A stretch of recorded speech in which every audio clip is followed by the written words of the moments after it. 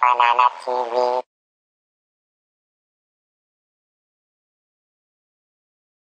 Good evening, and thank you very much for coming to our studio. Thanks for having me.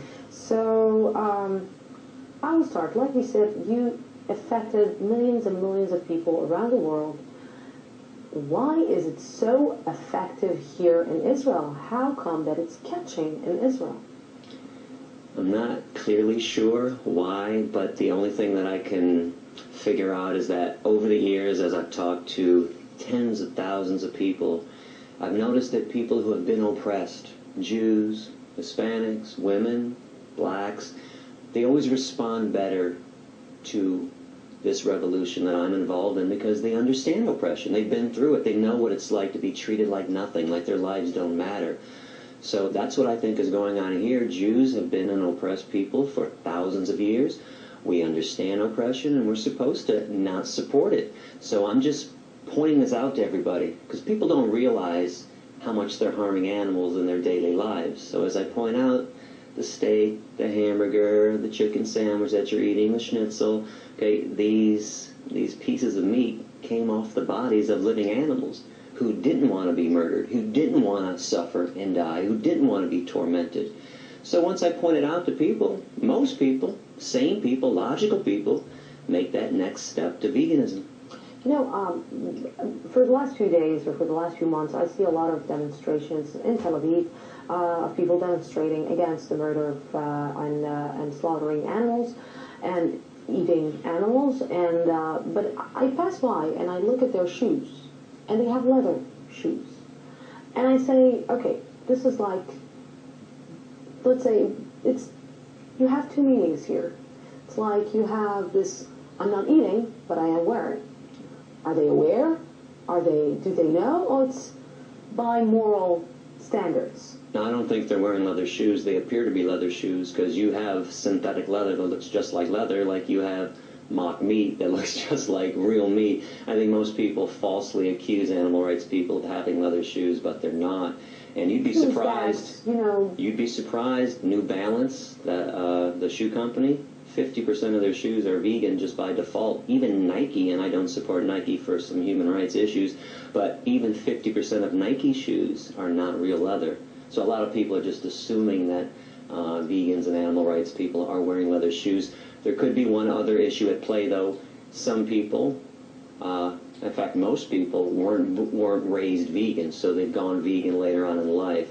So they might have already had leather shoes. Mm-hmm. Well, at that point, the damage has been done. What's the point of throwing them in the trash when the damage is done and you weren't aware of the atrocity that you were taking part in? So maybe people are just wearing them out. And I do advise people to do that. You can either wear out your old animal skin stuff or you can give it away. That's what I did when I went vegan. I just couldn't have animal skin on my body. It made me disgusted. It's amazing that you're saying animal skin and not leather.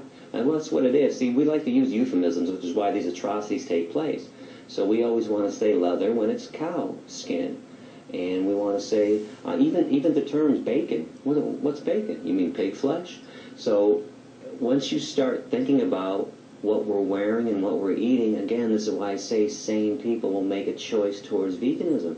It makes no sense, because if you, let's put it this way, I like to explain how this is the biggest Holocaust that has ever existed, and people get upset at those terms. I have to tell you that I am upset about hearing like Holocaust, comparing the Holocaust to, like every single person that heard your lectures, and to hear this Holocaust, comparing it to animals, it's a little bit, and you know what, and I'm not even Jewish, but it's hurts me. Well, let me explain how this Holocaust is actually worse. I'm offended that we compare human Holocaust to the animal Holocaust, which is the biggest Holocaust in the history of humankind. If you went to the nearest cow or chicken slaughterhouse and removed the animals and replaced them with Jews, you have now recreated Auschwitz. There's no difference. You have a building that exists to dismantle, to torment, to torture, and murder innocent beings. Let's play a time game, a time warp game. Let's go back 60, 70 years. You go back to Auschwitz or you go back to Birkenau, you remove the Jews and replace them with cows and chickens. You still have a Holocaust taking place. In fact, we learned how to kill Jews in the Holocaust. The Nazis did because they studied what the meat industry was doing. We've learned how to torture and kill each other because we practiced on the animals first. But animals are eating animals, you know? Some animals. And All the 75% of animals on this planet are herbivores. but it's part of our circle of life. No, this is the circle of It's torture like and death. When you see a lion eating a zebra, Okay. and you're... But I you're notice saying, you okay, have clothes on, and I notice that you have a cell phone and you have a computer. It is unfair to pick one thing that lions do that you want to mimic when you don't want to mimic anything else they do. When lions walk up and greet each other, they sniff each other's ass. When I came in this room, you did not kneel down and sniff my ass. Okay, lions sometimes kill their young when they're runts. Okay, if a human being killed their baby because they didn't want him, we arrest them and charge them with murder. Could you go to a courtroom and say, hey, but Your Honor, lions kill their babies, can't I? It's an unfair comparison. You're not a lion. And just so you know, lions are carnivores. Humans are not. We are herbivores, 100% up and down. You put a 2-year-old child in a crib with a bunny rabbit and an apple, let me know when the child eats the bunny rabbit and plays with the apple. We are purely herbivorous. We have no carnivorous or omnivorous instincts whatsoever. And physiologically, if your jaw moves from side to side in a grinding motion and you chew, you're 100% herbivore. If you were a meat eater like a lion, your jaw would only go like this, up and down, rip and swallow. If you sweat through your pores to cool yourself, you're herbivore. What is your main purpose? Because most of the world won't become vegan. It depends on which day you ask me. The world, injustice can't live forever. The world will become vegan one day.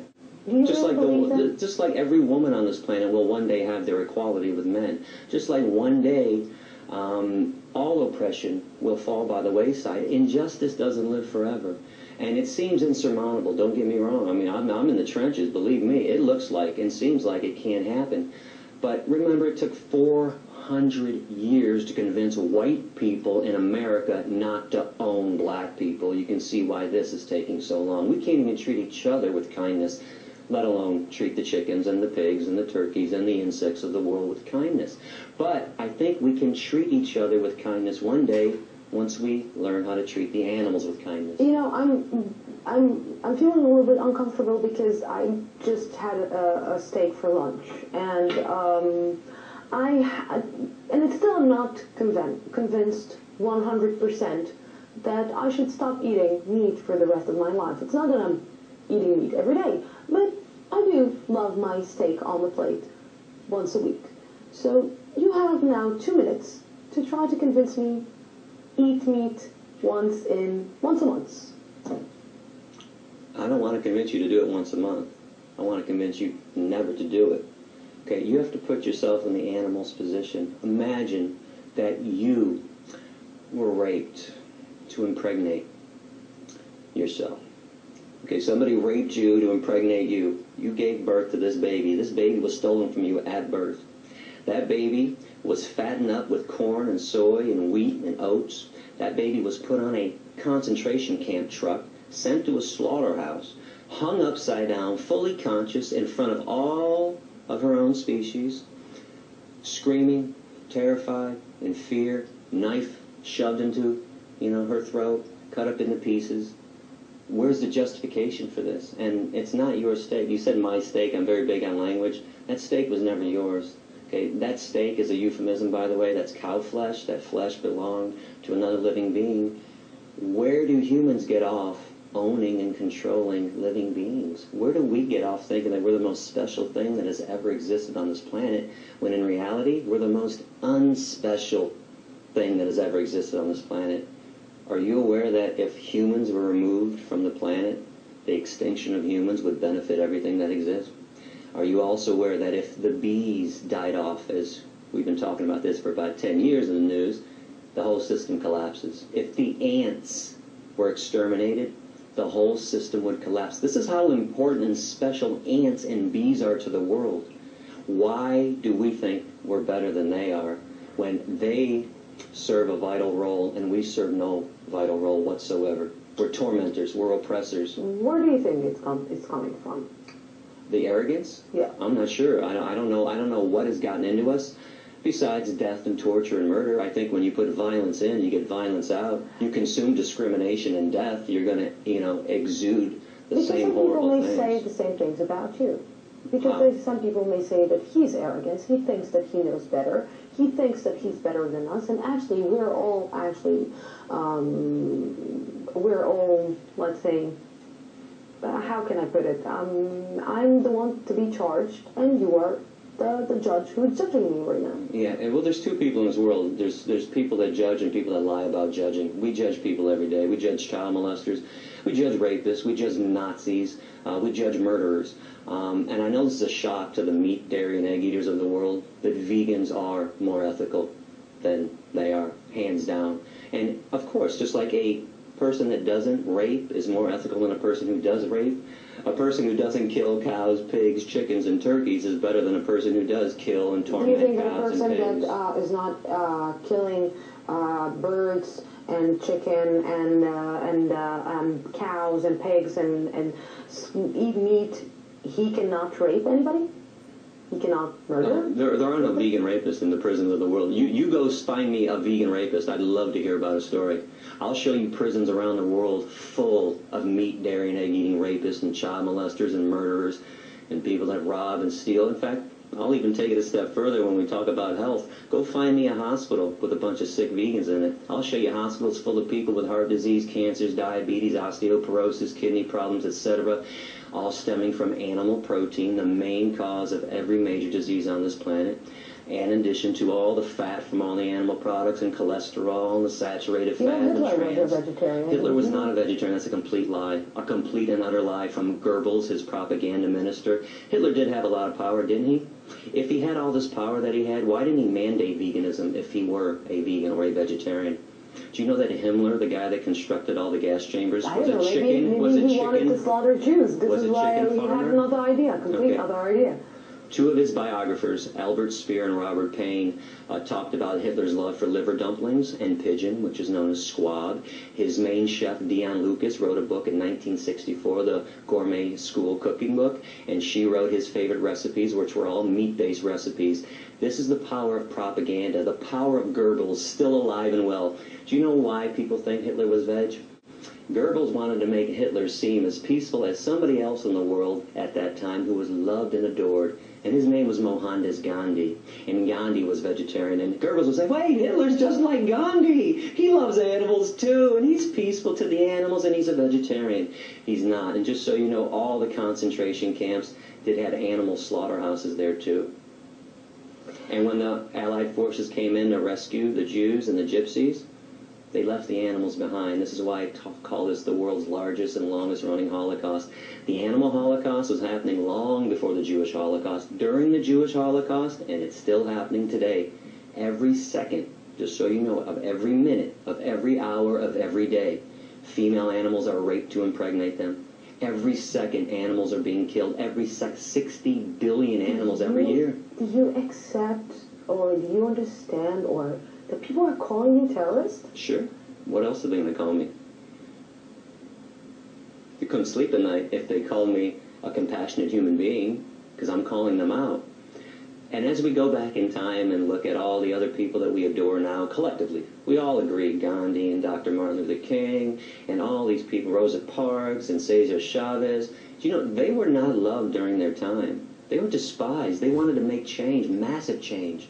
It's only later on that a society looks back at revolutionary activists and says, oh, man, he was great. He was just trying to bring peace and justice. I'm trying to bring compassion to this world. It's amazing that I'm called a terrorist. And if I'm called a terrorist for saving animals, what do we call people that kill animals and torture animals and eat animals? One last thing before we have 20 seconds. What did you have for lunch? I had a vegan schnitzel and a vegan burger from the vegan shawarma place in town, my favorite restaurant. Vegan schnitzel, vegan shawarma, vegan schnitzel, vegan hamburger. Gary, thank you very much for